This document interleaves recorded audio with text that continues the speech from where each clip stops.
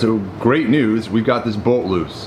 So basically, I heated it up with the torch on the one side that I thought was stuck, and I heated the frame part, but the part where the bolt went through, got that sort of red hot almost, and then hit it immediately with the hammer a good dozen times. And then I was able to get it to budge just a little bit. I put some penetrating oil on it, and then went back to the other side, like this, where you throw some oil on there, and then hit the oil part into the frame part or into the engine part on this side, and then you do the same on the other side, and you're basically pushing oil into the rusty part and pushing it back and forth.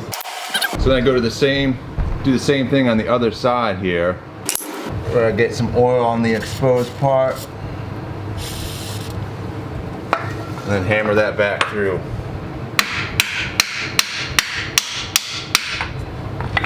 And I just keep doing that back and forth until it's lubed up pretty good, and then we'll get out the slide hammer. Alright, so first thing I did was hammer this bolt all the way through there. Now I'm going to take this nut off on this side, and then I'm going to the other side with the slide hammer, and I'm going to pull that through. So here's my slide hammer, this guy. And the way this works is that I can get that bolt through one of these holes here, hold on to this thing, and just pull it right off. Take the nut off here.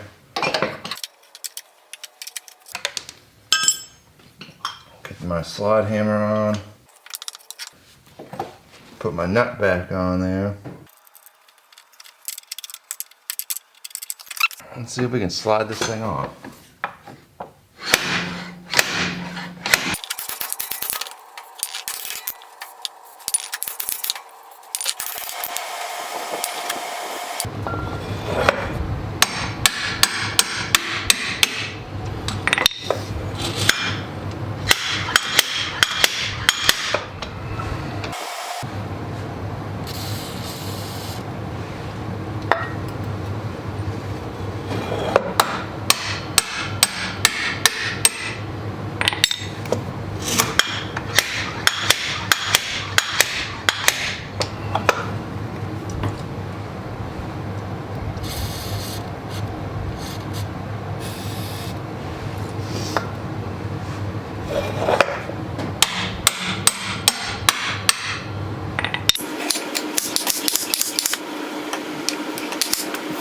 We're at that pivotal point where I think the bolt is going to come out now. All right, so this is the first pivotal moment in this build where we had our trough and now we've got our peak.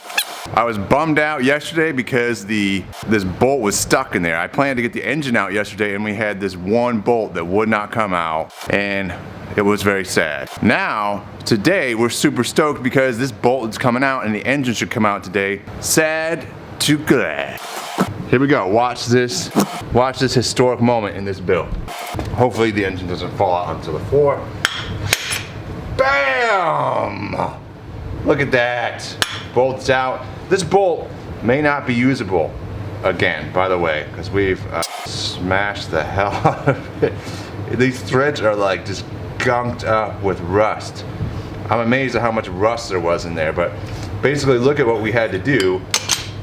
We ended up having to move the bolt back and forth so many times that we ended up lubing the entire thing. That's crazy. That was a tough bolt. All right, engine. All right, so our engine's supposed to come out on the left-hand side of the bike. I think I've got all of the supports out at this point, and let's see, let's cross our fingers and hope that this thing will come out.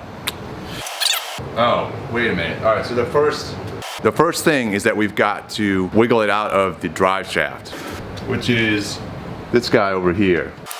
Right in here is our drive shaft connection, and supposedly that just wiggles out. There's no further instructions that I've been able to find.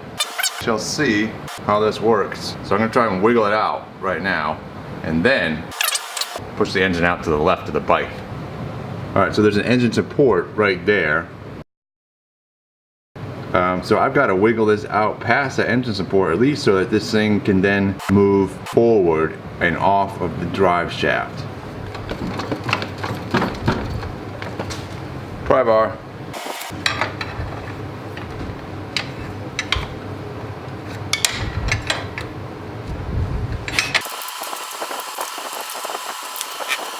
It looks loose on the drive shaft, so it should work. Alright, let's see if I can get this sort of firewall thing out of here first.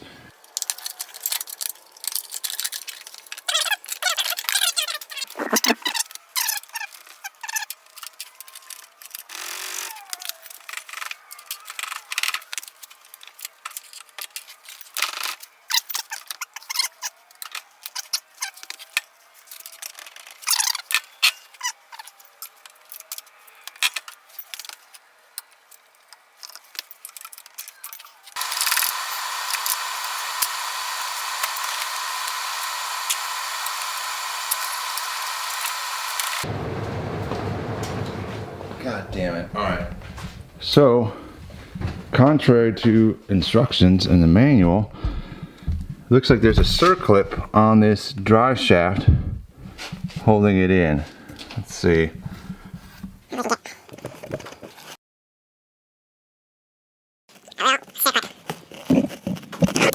Alright, so I used some circlip little pliers here that pull apart when you squeeze them to pull that circlip apart and off of the drive shaft. You should be able to see, hopefully in here, the circlip off. See the splines right in there. That's good.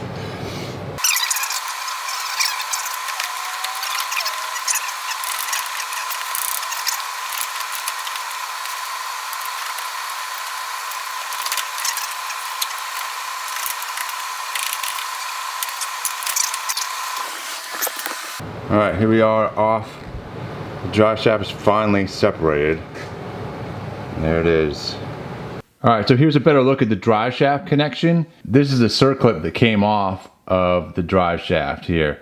So you can see how it's got two little holes in it. Those are like perfect for like one of these to actually fit in those holes. That's the kind of the concept. And then you can squeeze it apart like that. But these, you can see these pliers, the points on them are straight. They do make them where they're curved out a little bit, and that would have been perfect for here because you're reaching in like so, and if you had those curved pliers, you could get them in those holes and open that up and neatly just pull the whole thing out. I had to sort of get in there and use these to squeeze it apart and then just pop it off and then find the circlip later. So how this goes on here, you can see there's a little groove in the drive shaft itself, and this circlip goes around and goes in that groove. I'm gonna put it back on so I don't lose this thing. I like to put everything back on where it goes.